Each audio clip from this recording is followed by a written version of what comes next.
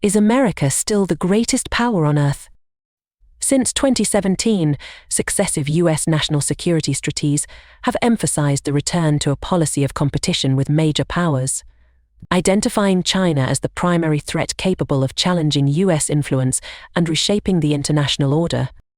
The strategies described the Indo-Pacific region as the focal point for the global leadership struggle in the 21st century and noted Russia's efforts to regain its status as a great power. Meanwhile, since the Obama administration, the U.S. has deprioritized its presence in the Middle East to free up military resources for redeployment to Asia and the Pacific to confront China. This shift required withdrawals from Iraq and Afghanistan.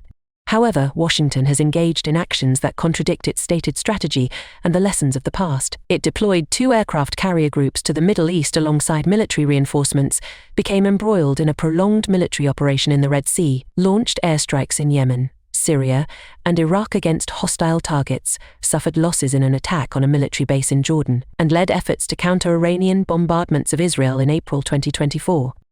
These moves suggested that the U.S. was re-engaging deeply in the region's conflicts, which it had sought to avoid, thus confusing American strategic planners and the Department of Defense, which had been focused on preparing for theaters in Europe against Russia and Asia against China. The U.S. now finds itself returning to the Middle East to face growing challenges.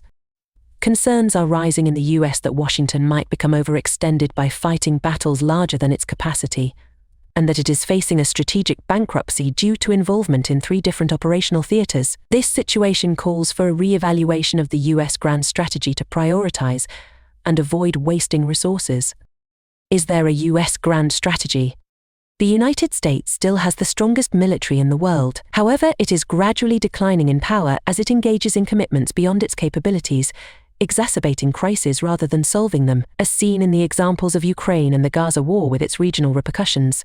Moreover, the U.S. has ignored the interests of other powers, treating any nation that does not accept Washington's hegemonic leadership as a competitor to be constrained. It has attempted to impose its choices on others by forcing them to choose between halting economic exchanges with companies and individuals subject to unilateral sanctions, or losing access to the U.S. market and being cut off from the dollar-based financial system.